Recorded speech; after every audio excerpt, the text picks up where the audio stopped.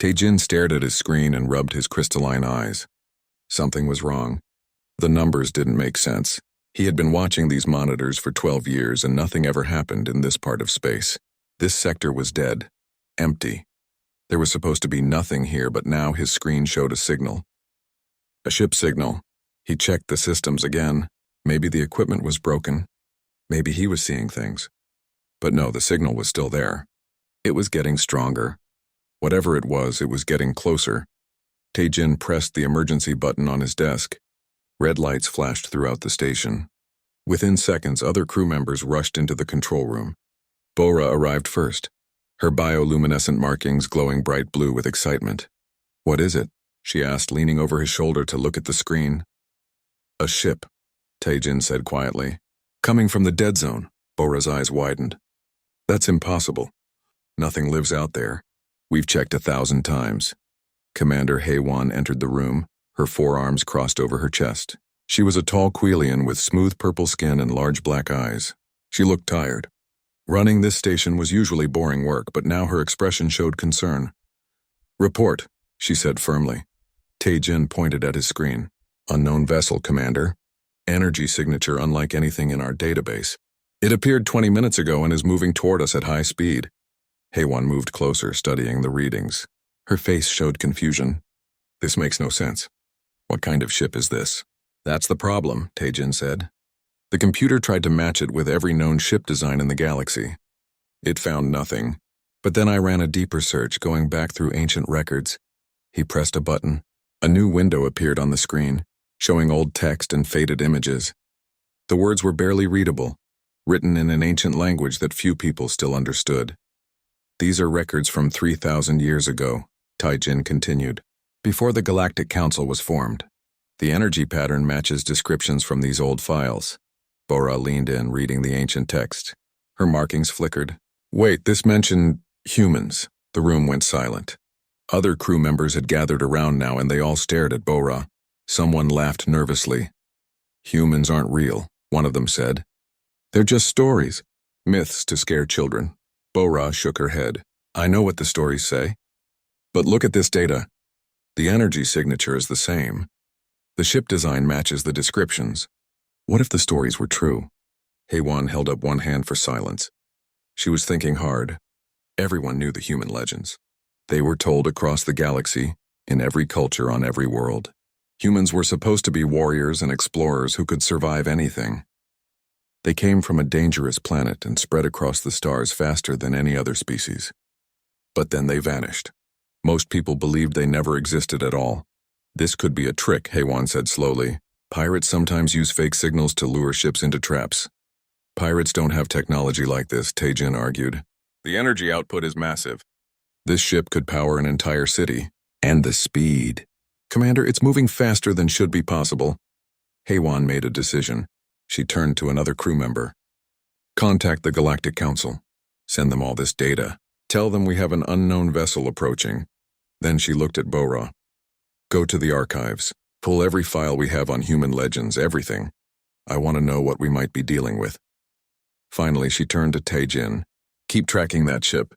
I want constant updates. If it changes course or speed, I need to know immediately." Everyone moved to their tasks. The station buzzed with activity. Bora rushed to the archive room, her fingers flying over the computer controls. Files began appearing on her screen. Hundreds of them, all marked with red warnings that said unverified or mythological content. She started reading. The stories all said similar things. Humans came from a planet called Earth, a world filled with dangers. The weather could kill. The animals could kill. Even the plants could kill. Humans evolved to survive all of it. They learned to adapt, to overcome, to never give up. When they reached the stars, they brought that same spirit with them. They built ships that could travel incredible distances. They made weapons that terrified other species. They explored places no one else dared to go. And they were kind too, the stories said. Humans valued friendship and loyalty above everything else. But 3,000 years ago, something happened. The records became unclear. Some said humans destroyed themselves in a great war. Others claimed they left the galaxy to explore beyond. A few texts mentioned a conflict with the early Galactic Council, but those files were marked as classified. Bora couldn't access them. She printed everything she found and brought it back to the control room. Tae-jin was still watching his screen, his crystalline fingers drumming nervously on the desk. "The ship is still approaching," he said without looking up. "It should reach us in 3 days." Haewon was talking to the Galactic Council on her communicator. Her face showed frustration. When she ended the call, she looked angry. "What did they say?" Bora asked. "They think it's a sensor error," Haewon said bitterly. "They told us to run diagnostics and report back. They didn't even take it seriously." "But the data is clear," Tae-jin protested. "I know. But they don't believe humans are real. No one does." She looked at the papers Bora was holding. "What did you find?" Bora spread the documents across a table. The three of them studied the information together. As they read, a picture began to form. If humans were real, they were not a species to take lightly. They were smart, tough, and determined. They could be dangerous enemies or powerful allies. "We need an expert," Haewon said suddenly. "Someone who has studied this. Is there anyone in the galaxy who specializes in human mythology?" Bora checked her computer. "There's one person. A Draxi historian named Kyung-soo. He teaches at the academy on Velcor Prime. His colleagues think he's crazy, but he's written more about humans than anyone else alive." "Contact him," Haewon ordered. "Offer him transportation to the station. Tell him it's urgent." That night, Tae-jin couldn't sleep. He kept thinking about the ship coming toward them. In 3 days, they would know the truth. Were humans real? Had they really come back after 3,000 years? And if they had, what did they want? He looked out the window of his quarters at the stars. Somewhere out there, the mysterious ship was getting closer. Its crew, whoever they were on their way. Tae-jin felt scared and excited at the same time. The galaxy was about to change. He could feel it. Something that everyone thought was impossible was about to become very, very real. Kyung-soo arrived on the station 2 days later. He was a small Draxi with green scales and bright yellow eyes that never stopped moving. He carried 3 large bags filled with books, datapads, and old papers. When he stepped off the transport ship, he was talking excitedly before anyone could even greet him. "Is it true? Do you really have evidence of a human ship? I've been waiting my entire life for this moment. Where are the readings? I need to see everything." Haewon led him to the control room where Tae-jin had set up all the data on multiple screens. Kyung-soo dropped his bags and rushed forward, his eyes scanning every piece of information. His hands moved quickly, pulling up files and comparing numbers. For several minutes, he said nothing. Everyone watched him nervously. Finally, he turned around. His face was serious. "This is real. These readings match everything I've studied. The energy signature, the speed, the transmission frequencies. This is a human vessel." Bora stepped forward. "But how can you be sure? You've never seen a real human ship?" "No one has," Kyung-soo smiled. "That's not entirely true. I've spent 40 years studying fragments of human technology found on abandoned worlds. I've analyzed every piece of data that survived from the old times. I know human engineering better than most people know their own species' technology." He opened one of his bags and pulled out a small metal object. It was covered in strange markings. "This is a piece of a human tool I found on a dead planet near the galactic rim. It still works after 3,000 years. That's human manufacturing. They built things to last forever." Haewon looked at the object with interest. "Tell us about them. If they're really coming, we need to know what to expect." Kyung-soo set down the artifact and began pacing as he talked. He did this a lot, Bora noticed. He couldn't stand still when he was excited. "Humans are unique among all known species," he began. "They evolved on Earth, a Class 10 death world. Do you know what that means? Most species evolve on Class 2 or Class 3 worlds, safe places with stable weather and few predators. Earth was different." He pulled up images on the screen showing a blue and green planet. It looked beautiful, but Kyung-soo pointed out the dangers. Massive storms that could destroy entire cities. Earthquakes that could split the ground open. Volcanoes that could block out the sun. And animals, so many dangerous animals. "Humans had to be tough to survive," Kyung-soo continued. "They developed endurance that no other species can match. A human can run for hours without stopping.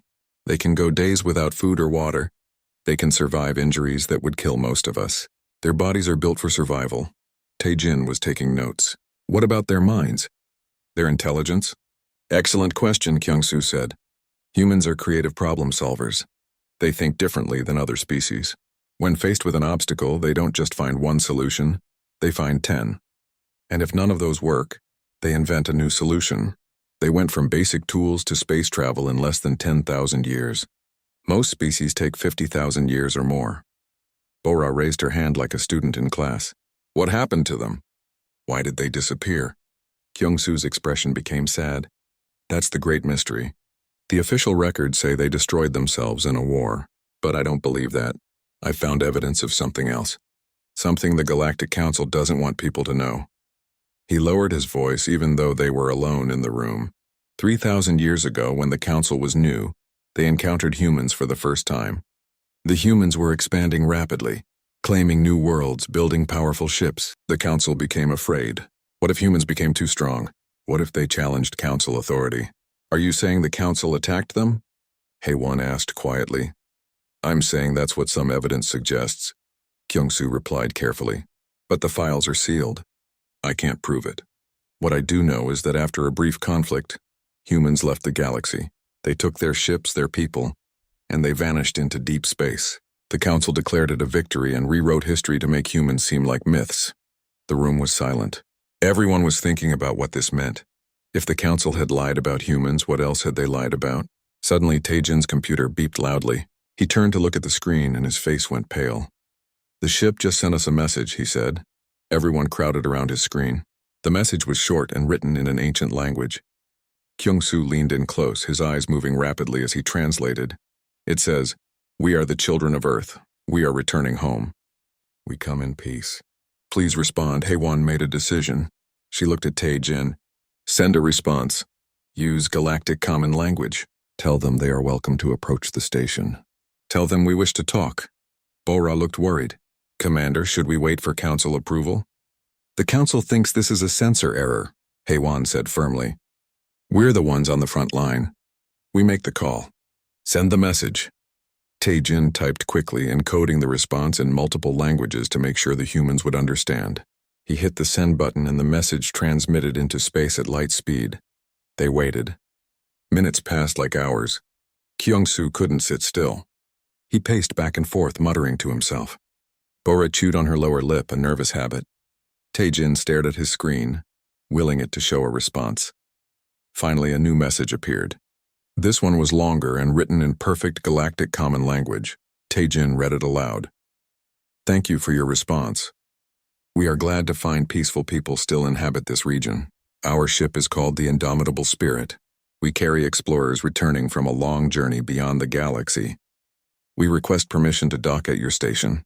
We have much to discuss. Captain Woojin commanding. Kyung-soo laughed with joy. They exist. They really exist.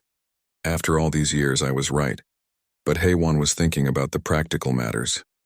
Docking a huge unknown vessel at their small station was risky. They didn't know what weapons the ship might carry, or what the humans' true intentions were. But they also couldn't turn away first contact with a species that might change everything. Grant them permission to dock, she said, but prepare defensive systems just in case. I want security teams ready. Bora, check the atmospheric requirements they transmitted. Make sure our docking bay can support human biology. Bora pulled up the data. Her eyes widened. Their atmosphere is mostly nitrogen and oxygen. That's a corrosive mix for most species. But we can adjust the docking bay to accommodate it. Do it, Haewon ordered. We have 1 day before they arrive. I want everything ready. The next 24 hours were chaotic. The entire station crew worked to prepare for the humans' arrival. Bora and her team modified the docking bay, installing air processors that could handle the oxygen-rich atmosphere humans needed.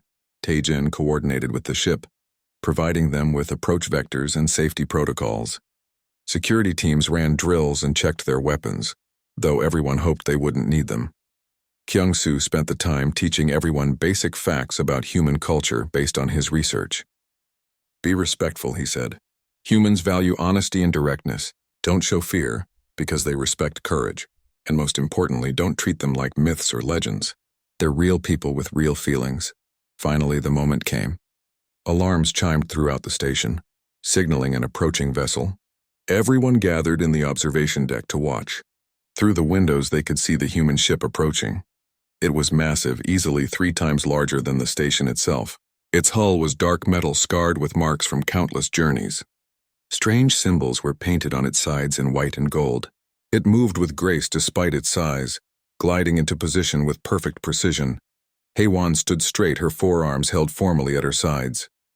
Beside her, Taejin, Bora, and Kyungsoo waited nervously. Behind them, security teams stood ready, the docking clamps engaged with a metallic clang that echoed through the station. Green lights indicated a successful seal. The atmosphere in the docking bay adjusted to match human requirements, and then, slowly, the airlock began to open. Everyone held their breath. After 3,000 years, humans were about to step back into the galaxy. The airlock door slid open with a hiss. White mist poured out as the different atmospheres mixed. Through the fog, 3 figures emerged. They were wearing armor that seemed to shimmer with energy, and their helmets covered their faces. For a moment, nobody moved. The humans stood still, looking at the gathered aliens. The aliens stared back, hardly believing what they were seeing. Then the lead human reached up and removed their helmet. Heywan heard Bora gasp beside her. The human was male, with dark hair that had streaks of gray in it. His skin was tan, and his face had lines that spoke of long years and hard experiences.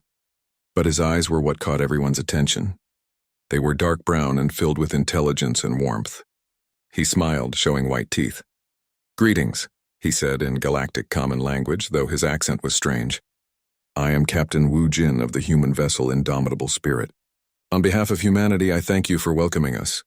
Heywan stepped forward, trying to appear calm even though her hearts were beating fast. She had practiced what to say, but now all her prepared words felt wrong. She decided to keep it simple. "I am Commander Heywan of Station Zephyr 9. Welcome to our station, Captain. Your arrival is unexpected, but we are honored to meet you." The other 2 humans removed their helmets as well. One was a woman with long black hair tied back in a practical style. She had bright, curious eyes and carried several scanning devices. The other was a younger male with short hair and a serious expression. His hand stayed near a weapon on his belt. "This is Dr. Nari, our chief scientist," Captain Wu Jin said, indicating the woman. "And Lieutenant Dae-hyun, our security officer." Dr. Nari stepped forward eagerly. "This is amazing. I've dreamed of meeting other species my entire life. There's so much I want to learn about you, about your cultures, your biology, your worlds."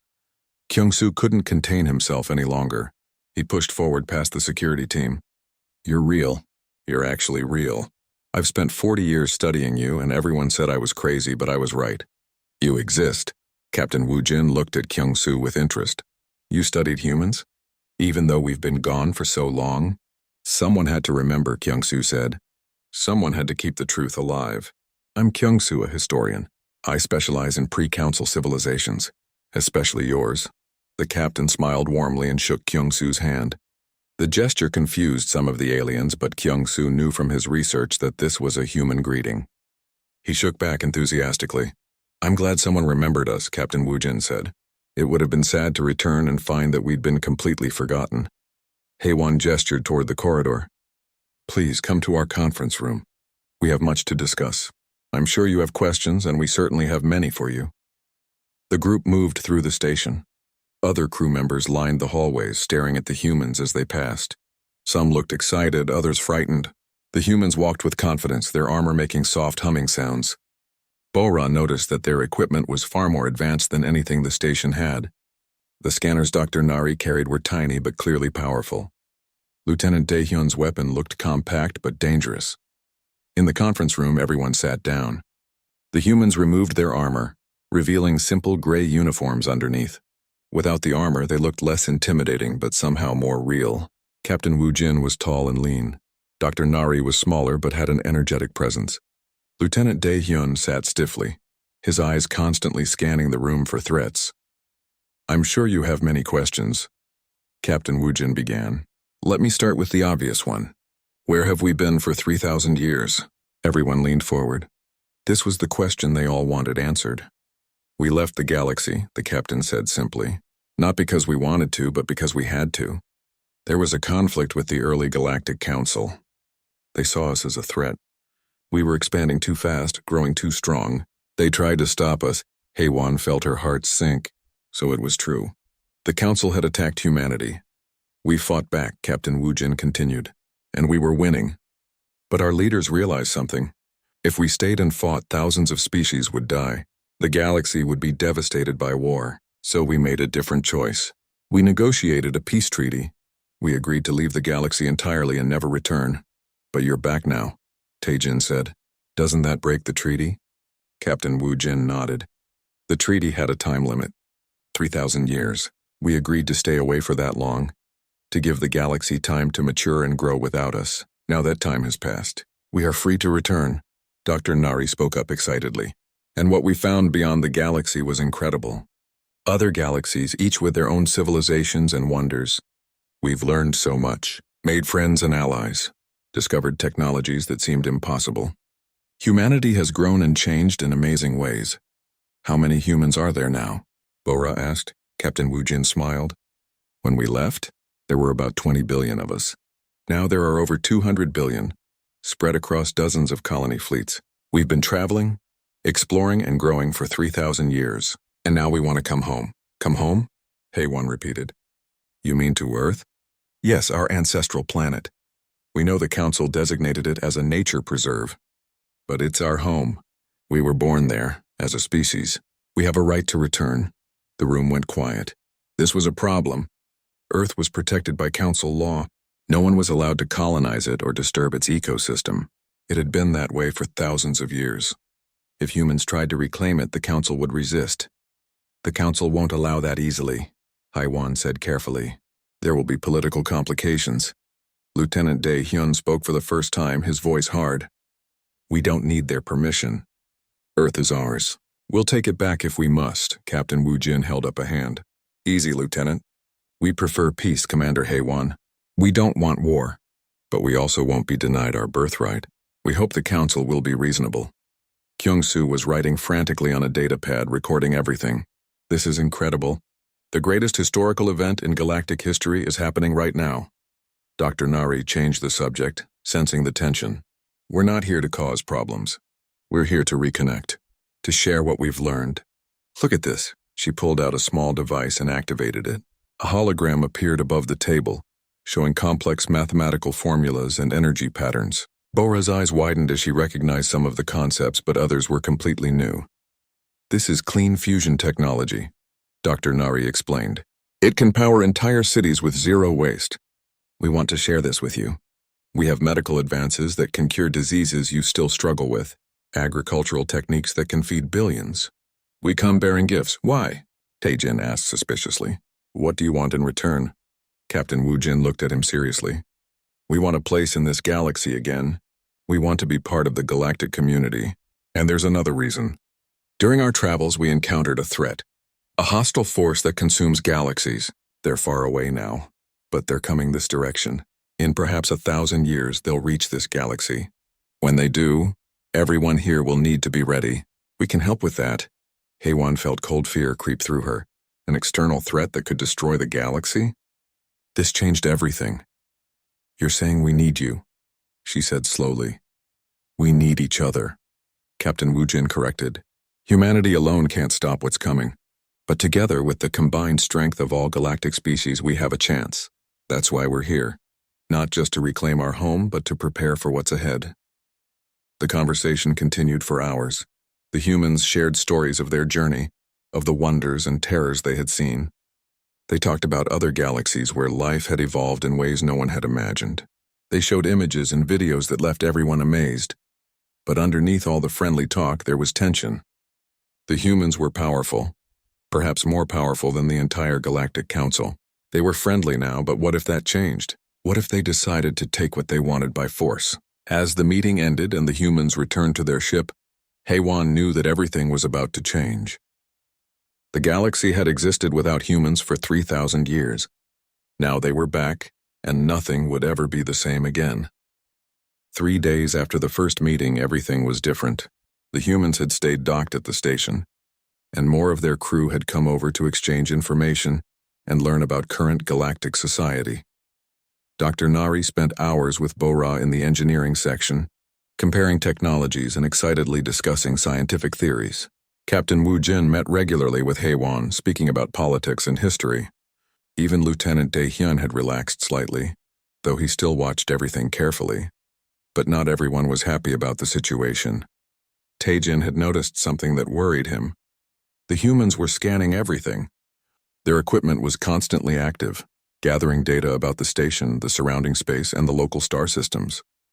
When he mentioned this to Bora, she dismissed it. "They're scientists," she said. "Of course they scan things. We'd do the same in their position." "Maybe," Taejin replied, "but it feels like they're looking for something specific." Meanwhile, Kyung-soo had locked himself in the archive room. He had been there for 2 days, barely eating or sleeping. When Haewon finally went to check on him, she found him surrounded by old documents and data pads. His eyes were red from exhaustion, but he looked excited and frightened at the same time. "Commander," he said when he saw her, "I found something. Something the Council has been hiding." He showed her his research.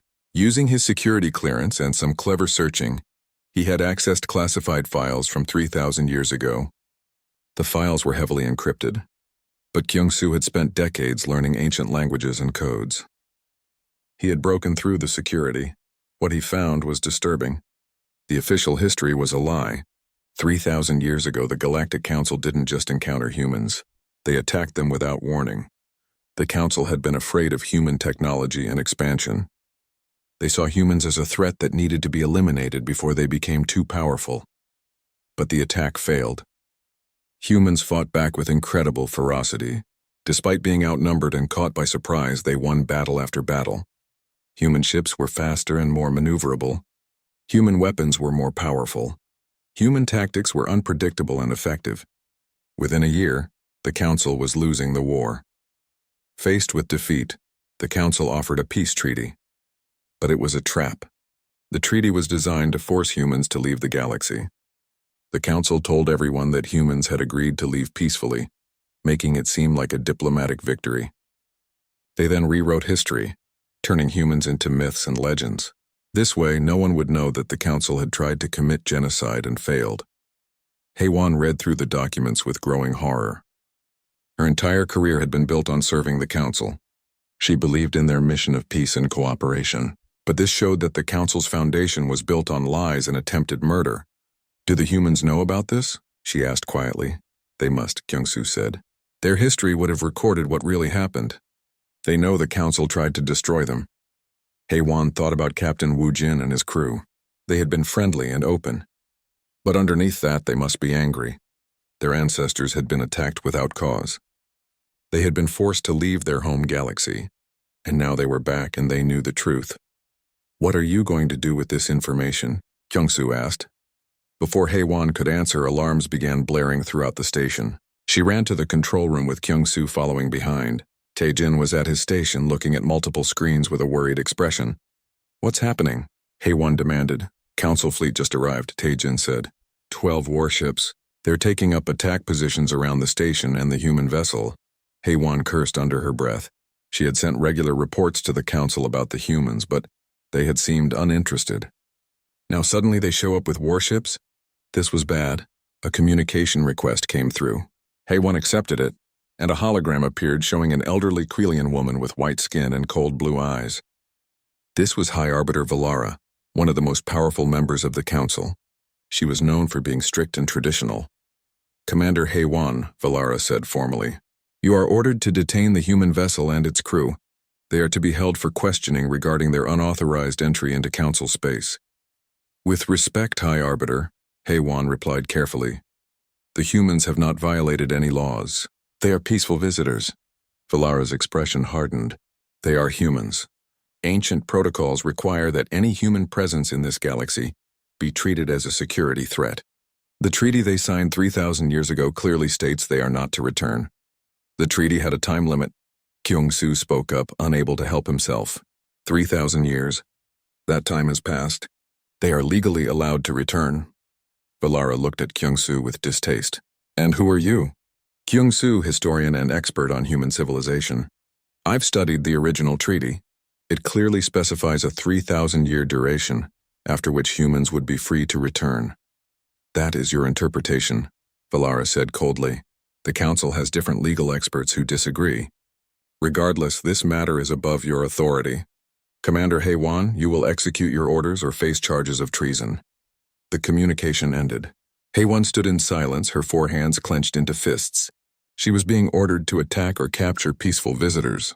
Everything she believed in was being tested. Another communication request came through. this time from the human ship. Captain Wu Jin appeared on screen. His face was calm but serious. "Commander Heiwan, we've detected the Council fleet. We assume you've been given orders regarding us." "Yes," Heiwan said honestly. "I've been ordered to detain you." Wu Jin nodded slowly. "And will you follow those orders?" Heiwan looked at the screen showing the Council warships surrounding them. Then she looked at Kyung-Soo's research still displayed on another monitor, showing the truth about what the Council had done 3,000 years ago. She thought about everything Captain Wu Jin had told her, about the technology humans could share, about the coming threat from beyond the galaxy. She made her decision. "No," she said firmly. "I won't." Tae-jin looked at her in shock. Bora, who had just entered the control room, stopped in her tracks. They all knew what this meant. Disobeying the Council was treason. Heiwan could be executed for this. But Heiwan wasn't finished. She opened a broadcast channel that would reach all the Council ships, the human vessel, and any other ships in the area. This message would be recorded and spread across the galaxy. "This is Commander Heiwan of Station Zephyr 9, she began. "I am broadcasting evidence that the Galactic Council has kept hidden for 3,000 years. The truth about what happened to humanity." She transmitted all of Kyung-Soo's research, all the classified documents, everything. The data spread across communication networks faster than it could be stopped. Within minutes, millions of people across the galaxy would know the truth. "The Council attacked humanity without cause," Heiwan continued. "They tried to commit genocide against an entire species because they were afraid of competition. They failed and then lied about it for 3,000 years. Now humanity has returned, and instead of admitting the truth and seeking peace, the Council sends warships." She paused, taking a breath. "I call on all Council members to stand down. I call for immediate peace negotiations. I call for honesty and justice. And I stand with humanity's right to return to their home." The broadcast ended. The control room was silent.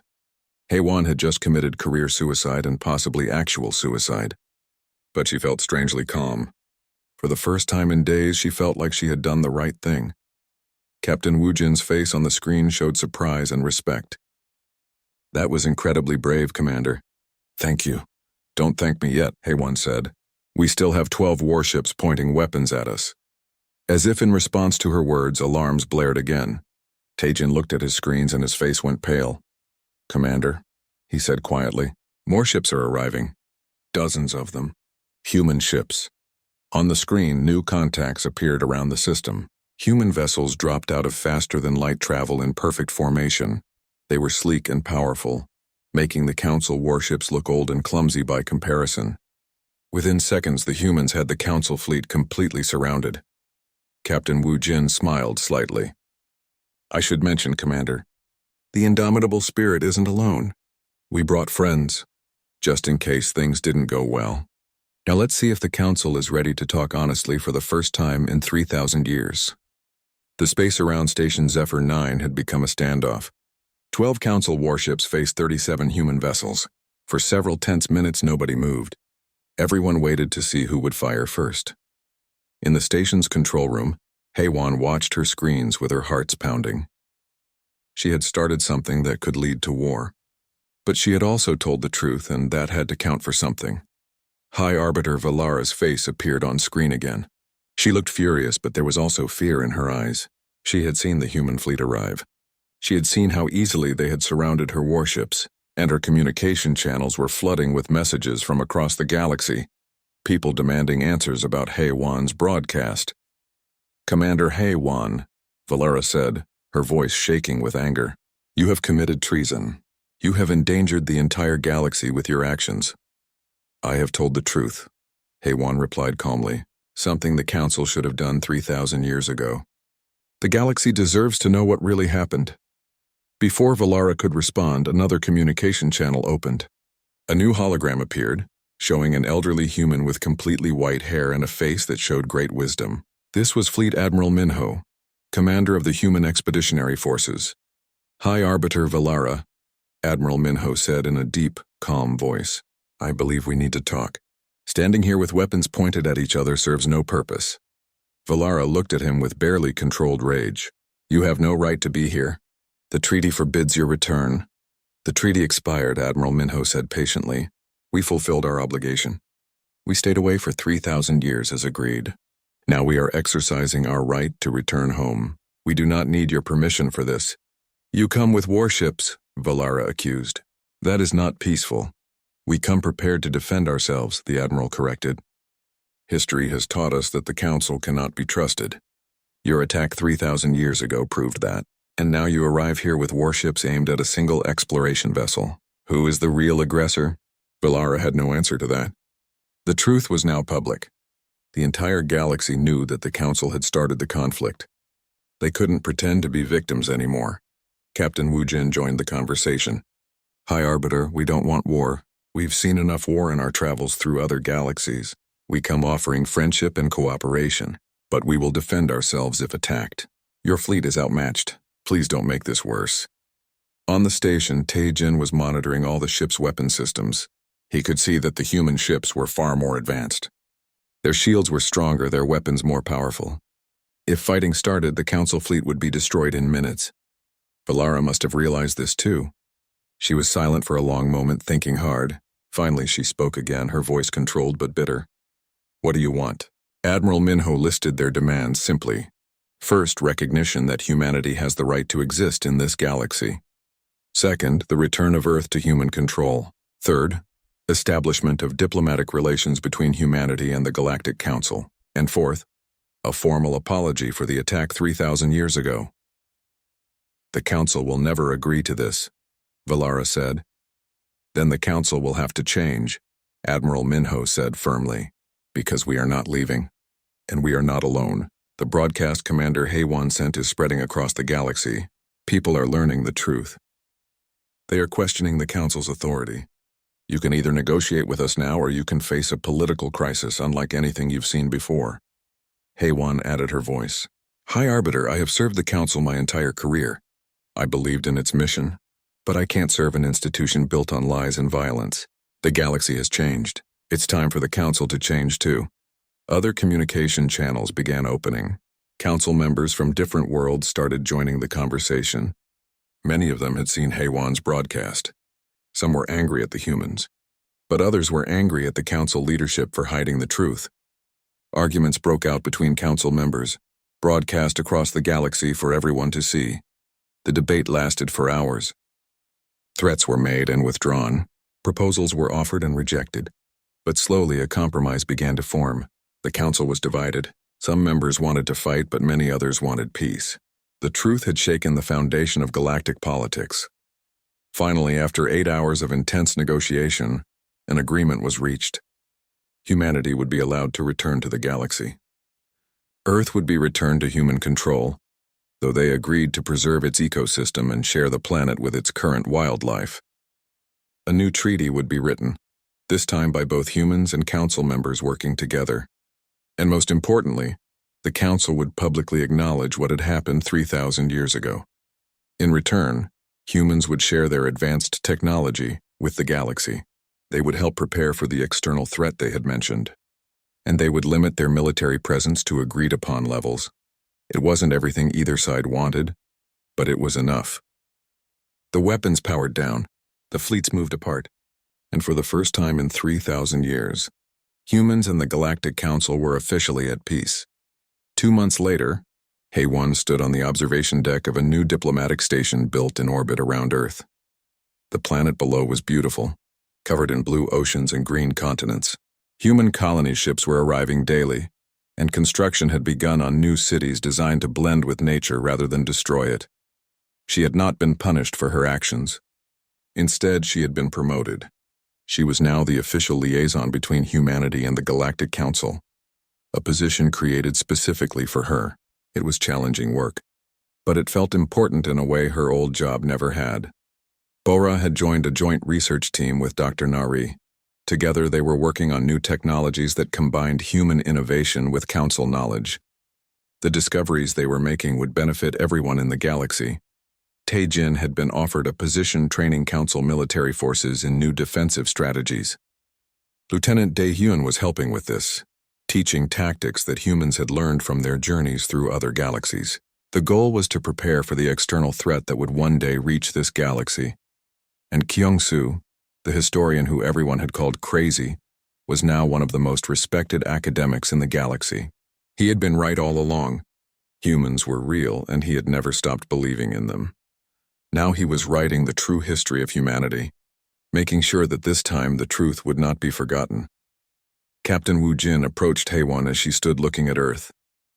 He had become a good friend over the past weeks. They had worked closely together during the negotiations. Beautiful, isn't it? He said, looking at his ancestral home. I never thought I'd see it. My great-great-grandparents left this planet. I was born on a ship in another galaxy, but now I'm home. Are you happy? Heiwan asked. I know the negotiations were difficult. You didn't get everything you wanted. Wu Jin smiled. We got what matters. We have our home back. We have peace. We have friends. That's more than enough. Humans are good at making the best of situations. It's how we survived as a species. They watched as a human shuttle descended toward Earth's surface.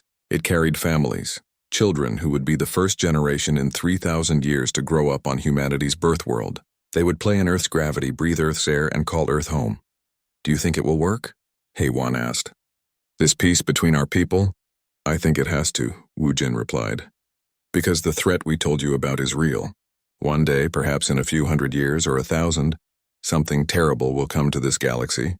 When it does, we'll need to stand together. Human, Valkyrian, Quilian, Draxi, Threxian, all of us. United or we fall. Heiwan nodded. She had seen the data humans had shared about the external threat. It was frightening. But having humans as allies made it seem less hopeless. Humans had survived death worlds, crossed the void between galaxies, and built civilizations that lasted thousands of years. If anyone could help the galaxy survive, it was them. You know, she said thoughtfully, when Tai Jin first detected your ship, he thought it was impossible. Humans were myths. They couldn't be real, Wu Jin laughed. I guess we proved him wrong. You proved everyone wrong, Heiwan said. You came back when no one thought you would. You chose peace when you could have chosen war. You shared your knowledge when you could have kept it secret. Humanity isn't what the myths said. You're better. We're just people, Wu Jin said simply, trying to do our best. Same as everyone else in the galaxy. They stood together in comfortable silence, watching Earth turn slowly below them. The galaxy was changing. Old lies had been exposed. New friendships had been formed. And humanity, the species that was supposed to be just a myth, had returned to reclaim their place among the stars. On Earth's surface, in a meadow that had been empty for 3,000 years, human children played. They ran through tall grass and laughed with joy. They didn't know about the politics or the history or the coming threats. They just knew they were home. And watching them from orbit surrounded by new friends from across the galaxy, their ancestors knew they had made the right choice. Coming home had been worth the wait. The myths had become reality. The impossible had happened, and the galaxy would never be the same again.